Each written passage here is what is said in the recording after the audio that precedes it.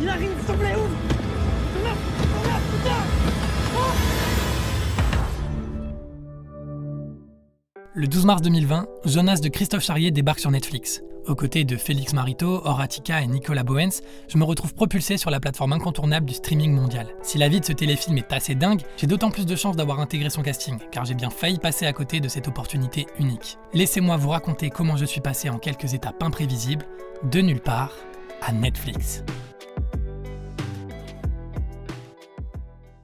On peut s'accorder à dire qu'il n'y a pas de parcours type dans le milieu de l'audiovisuel, et tout le monde peut plus ou moins devenir acteur pour des raisons et des occasions très différentes. On peut être repéré par pur hasard, comme chercher à se créer l'occasion de l'être, en effeuillant les annonces de casting ou en évoluant dans des projets annexes. Pour ma part, devenir acteur est plus qu'un rêve d'enfant. C'est une vocation pour laquelle je n'ai jamais rien lâché. Mais c'était loin d'être gagné si je me fie aux premières années de ma vie. Et même à la suite d'ailleurs. Ok, faisons quelques sauts dans le temps pour vous résumer tout ça. J'ai grandi dans une famille quelque peu compliquée. Après avoir vécu de nombreux déménagements et un passage en famille d'accueil avec mon frère, j'ai pu trouver une échappatoire grâce au théâtre et aux petites troupes que je rejoignais adolescent. Des petits spectacles que je faisais dans ma salle à manger, en passant par mes premières expériences au théâtre, l'idée c'était de toujours chercher à faire vivre ce rêve au quotidien, même si rien ne laissait présager que je trouverais ma place dans ce monde plutôt dingue. À 16 ans, j'ai lancé mon premier projet de tournage, Spleen. Le résultat a été assez catastrophique dû à l'absence de compétences, de connaissances et de moyens. Mais ça m'a motivé à progresser. Une fois le bac en poche, acquis de justesse, direction Montpellier où j'ai lancé ma première web-série, Mordred, qui a résulté sur plus de 4 ans de ma vie. J'avais passé un cap en termes de compréhension du milieu et de ce qu'implique réellement de travailler dans l'audiovisuel. Si au début on croit qu'on a juste besoin d'une caméra, de costumes et d'un ou deux potes pour faire la blague, on se rend vite compte qu'il s'agit en fait de beaucoup d'organisation, de gestion des relations humaines et d'argent. De beaucoup d'argent. Fin 2014 a commencé une longue dépression due à l'absence de résultats malgré de nombreux sacrifices et de nombreux essais. Près de 3 ans sont passés avant de m'en remettre, malgré plusieurs participations sur des projets qui auront permis de petites parenthèses dans lesquelles j'ai pu me redonner un peu d'énergie et d'espoir. Mais c'était une sale période. Et le plus dur dans ma dépression, c'est que j'étais le seul à pouvoir m'en guérir. En 2017, je n'avais même plus de domicile et j'allais d'appartement en appartement grâce à des amis qui m'ont soutenu et encouragé. Et puis, tout a basculé. Fin mai, je profite d'être chez un de mes plus proches amis, Maxime, pour envoyer un nombre de messages hallucinant à n'importe quelle annonce de casting sur les réseaux sociaux. À ce moment, je me dis que le seul moyen de retrouver un peu d'espoir et d'énergie serait de jouer. Je ne cherche pas de projet professionnel en particulier, et même un film étudiant ou amateur, même une figuration me conviendrait très bien. Dans tous les mails que j'envoie, il y a ce fameux casting Game Boy. Je n'ai plus internet à disposition, mon téléphone est complètement dysfonctionnel. Aussi, lorsque la directrice de casting du film me recontacte pour passer des essais sur Marseille, il passe plus d'1 semaine avant que je m'en aperçoive. Lorsque j'en prends connaissance, j'ai raté la date du casting et je tente de la relancer aussitôt pour rattraper le coup. Mais je n'ai pas de réponse pendant plusieurs jours. Ce que j'ai néanmoins, ce sont les extraits des textes choisis pour les essais. Dans le mail, je retrouve ainsi 2 scènes pour travailler le personnage de Jonas et également celui de Nathan.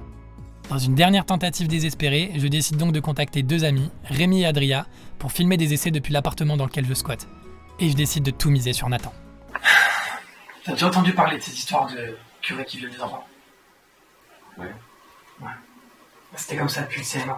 Enfin, pas vraiment. Au début, ça a commencé par des petits jeux, des câlins, des caresses.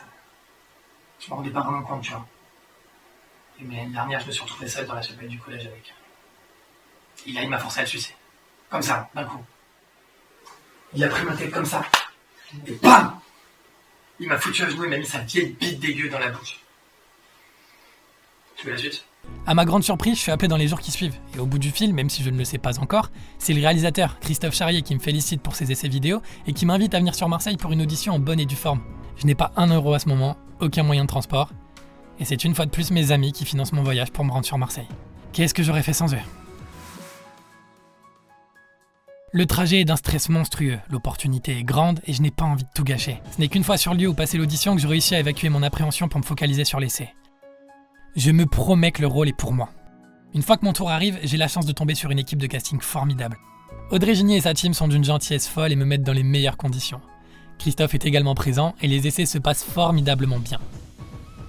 Je repars avec la certitude d'avoir plu au réalisateur et à l'équipe, mais à ce stade rien n'est joué. Le processus veut qu'on attende ensuite la validation de l'équipe de production du film et des diffuseurs.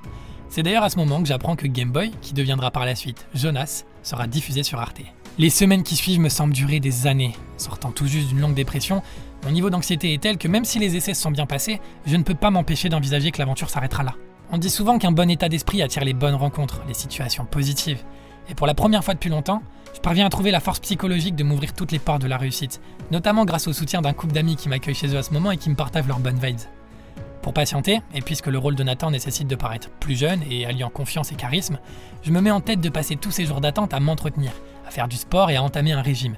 En un mois, j'ai perdu plusieurs kilos pour le rôle et j'ai retrouvé une santé que je n'avais plus depuis des lustres. J'ai ensuite été rappelé sur Marseille pour faire passer les essais au futur Jonas jeune à qui je donnerai la réplique. À ce moment enfin, il m'était confirmé que je serais de l'aventure. Après des années de dépression et de complications où je ne voyais plus rien d'autre que ma frustration et ma détresse, complètement perdu dans ma vie, il aura suffi d'à peine 2 mois. 2 mois pour que je me retrouve dans mon premier film produit et diffusé sur une chaîne, avec en prime un agent à Paris pour me représenter. C'était la fin d'une période pleine de noirceur, et le début d'un nouveau chapitre très motivant.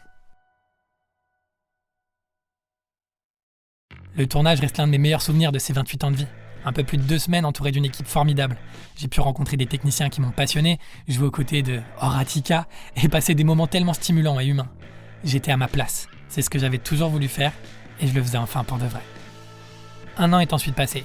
La redescente n'a pas été simple après une aventure de cette ampleur, mais l'énergie qu'elle m'avait donnée m'a motivé à poursuivre ma route. Fin 2017, j'entamais l'écriture de ma série Poète. Quelques jours avant le début du tournage, en septembre 2018, Jonas était sélectionné au Festival de la Fiction TV à La Rochelle. Ok, pause. J'ai un attachement particulier à ce festival, car c'est un événement auquel je m'étais rendu les 2 années précédentes en tant que spectateur, et où j'avais pu rencontrer de nombreux talents du milieu qui m'inspirent depuis longtemps, tels que Samuel Baudin et Alexandre Philippe, pour ne citer que. J'étais donc ravi et fier de me retrouver cette 3e année de l'autre côté du miroir, sur scène avec le reste de l'équipe pour célébrer le prix du meilleur téléfilm remis par le jury du festival. Succès total. En novembre, le film était enfin diffusé sur Arte, et c'est plus d'1 million de spectateurs qui découvraient Jonas ce soir du 23 novembre 2018 sur leurs écrans. Enfin, mars 2020, l'arrivée du film sur Netflix a permis à Jonas de dépasser les frontières et de devenir un succès dans le reste du monde. Alors pour être franc, ça n'a pas changé ma vie. Au final, la petite notoriété et les chiffres présents sur les réseaux sociaux, bien qu'ils m'aient fait gagner en confiance et en légitimité, c'est surtout la satisfaction d'avoir tourné dans un film qui a su toucher en plein cœur de nombreuses personnes derrière leurs écrans qui reste pour moi le plus beau cadeau de cette expérience. J'ai reçu des messages profondément humains, des confidences auxquelles je ne pouvais répondre que par de timides et maladroits « merci ». Mais je sais aujourd'hui que Nathan Dewater et sa relation avec Jonas ont compté pour de nombreux jeunes gens un peu partout dans le monde. Et c'est une sensation incroyable que d'avoir fait vibrer des inconnus, comme ce que certains acteurs ont pu me faire vibrer à mon plus jeune âge et m'orienter ou me motiver dans mon parcours et ma vie personnelle. Alors l'aventure pourrait s'arrêter là, et j'en serais déjà comblé. Mais il me reste encore de nombreuses histoires à raconter et auxquelles participer. Être acteur, c'était un rêve d'enfant devenu réalité. Pour Jonas, cela s'est joué à la chance, et à un peu de culot tout de même. Mais pour de nombreux autres projets, je suis aussi prêt à prendre les devants, à contacter les gens qui me fascinent et avec qui je souhaite travailler. Mettre en place les dispositions nécessaires à la concrétisation de mes propres histoires dans lesquelles je souhaite me mettre en scène, pour faire toujours un peu plus mes preuves. Envers vous, bien sûr, mais surtout envers moi-même.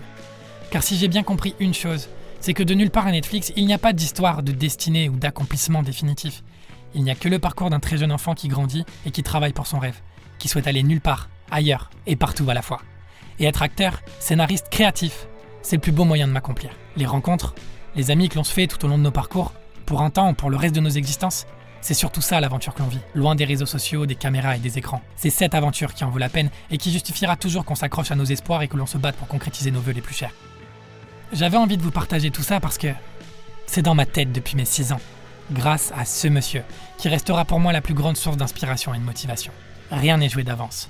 C'est souvent dur, c'est vrai. Mais ce qui est plus rare que la réussite, c'est qu'elle vienne à nous sans qu'on cherche à la provoquer. Au final, je dirais que l'accomplissement est une notion très intime et personnelle, et que c'est à chacune et chacun de la définir pour soi.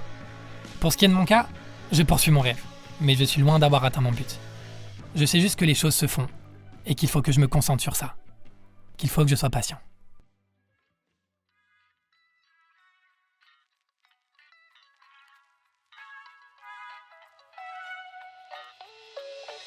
Je vous remercie d'avoir regardé cette vidéo. Pour être tout à fait honnête, ça fait déjà 2 ans que je l'ai écrite et préparée et que j'avais pour ambition de lancer cette chaîne YouTube.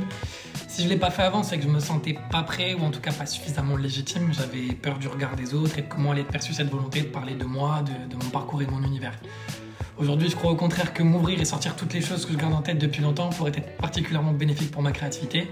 Et je vois cette chaîne YouTube comme un laboratoire dans lequel je vais tester mes idées, mes concepts. Vous retrouverez donc sur cette chaîne plusieurs projets personnels avec cette patte artisanale et un peu à l'arrache dans lesquels je vous parlerai de mes expériences, mais également de tout ce qui a bâti mon imaginaire, les artistes qui m'inspirent, les séries, les jeux vidéo, les livres. Bref, j'espère aussi avoir le temps et les idées pour créer des fictions, mais ça on verra bien. En bref, me ferme aucune porte et je reste à l'écoute de mes envies. Je vous encourage à vous abonner à cette chaîne pour ne rien rater des prochaines sorties et à me suivre sur mes réseaux sociaux, notamment sur Instagram, plateforme sur laquelle je suis plus actif. Je vous ai d'ailleurs proposé de me poser vos questions sur Jonas et je vais me faire une joie de répondre à certaines d'entre elles. À bientôt!